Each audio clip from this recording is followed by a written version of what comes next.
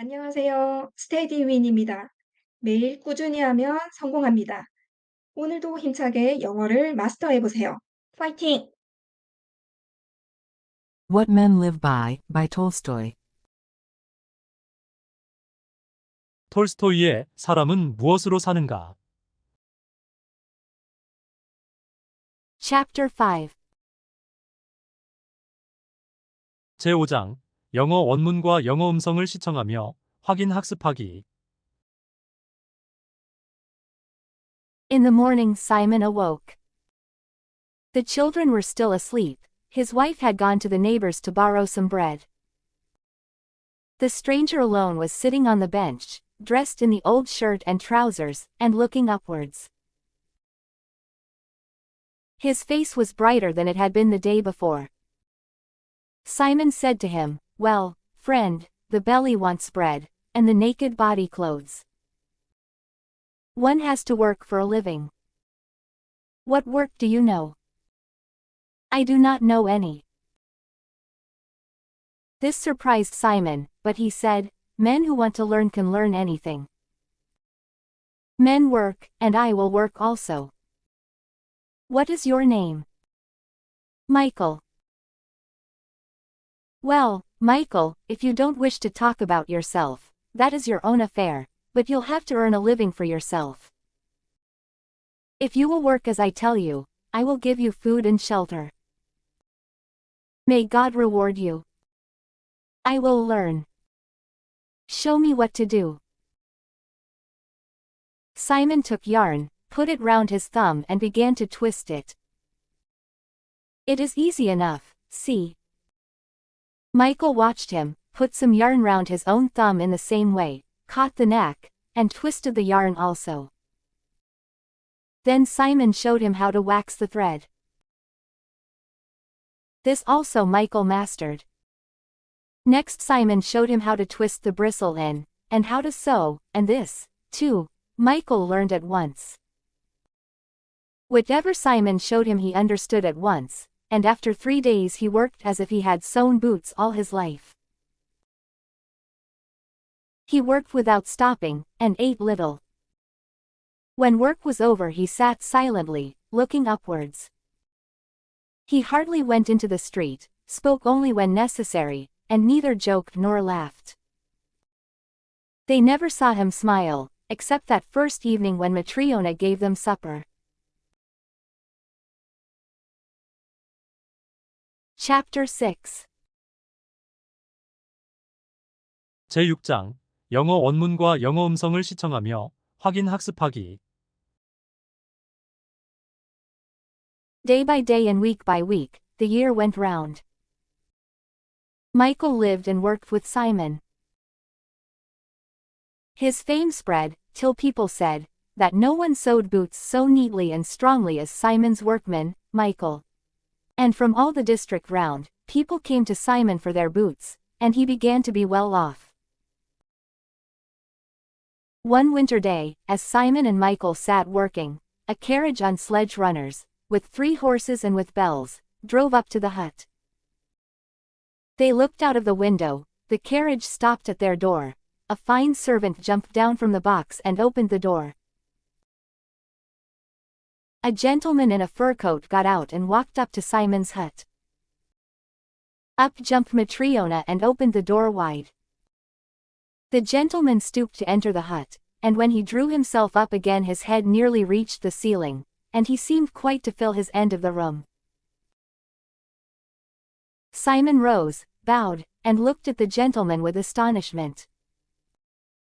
He had never seen anyone like him. Simon himself was lean, Michael was thin, and Matryona was dry as a bone, but this man was like someone from another world. Red-faced, burly, with a neck like a bull's, and looking altogether as if he were cast in iron. The gentleman puffed, threw off his fur coat, sat down on the bench, and said, "Which of you is the master bootmaker?" "I am, your excellency," said Simon, coming forward. Then the gentleman shouted to his lad, "Hey, Fedka, bring the leather." The servant ran in, bringing a parcel. The gentleman took the parcel and put it on the table. "Untie it," said he. The lad untied it. The gentleman pointed to the leather. "Look here, shoemaker," said he, "do you see this leather?" "Yes, your honor." "But do you know what sort of leather it is?" Simon felt the leather and said, "It is good leather." "Good, indeed." "Why, you fool, you never saw such leather before in your life." "It's German, and cost 20 rubles." Simon was frightened, and said, "Where should I ever see leather like that?" "Just so. Now, can you make it into boots for me?" "Yes, your excellency, I can." Then the gentleman shouted at him, "You can you?" "Well, remember whom you are to make them for, and what the leather is." "You must make me boots that will wear for a year, neither losing shape nor coming unsewn." "If you can do it, take the leather and cut it up, but if you can't, say so. I warn you now, if your boots become unsewn or lose shape within a year, I will have you put in prison. If they don't burst or lose shape for a year, I will pay you 10 rubles for your work." Simon was frightened, and did not know what to say. He glanced at Michael and, nudging him with his elbow, whispered, "Shall I take the work?" Michael nodded his head as if to say, "Yes, take it." Simon did as Michael advised, and undertook to make boots that would not lose shape or split for a whole year. Calling his servant, the gentleman told him to pull the boot off his left leg, which he stretched out. "Take my measure," said he.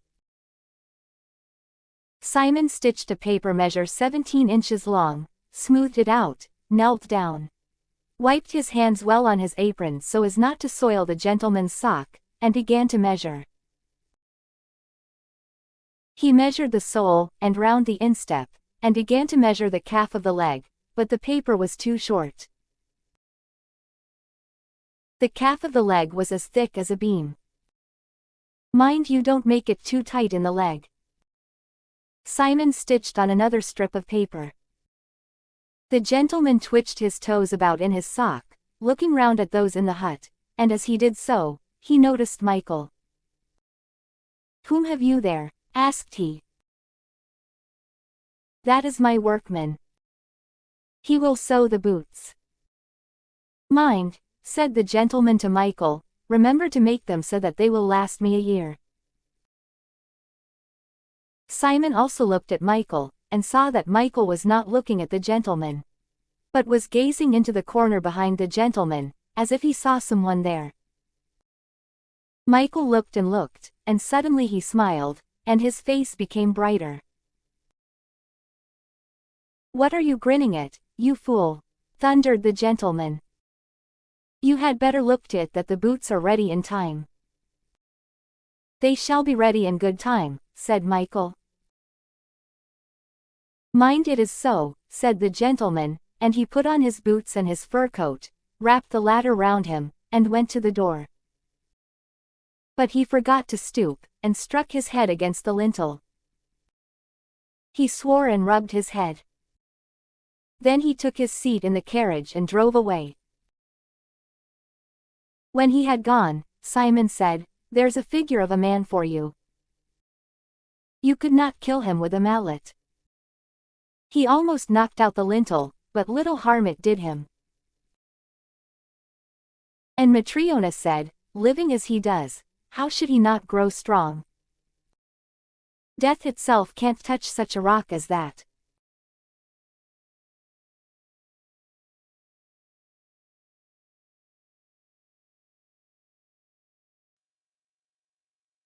이 영상이 도움이 되셨다면 좋아요, 그리고 구독 부탁드립니다.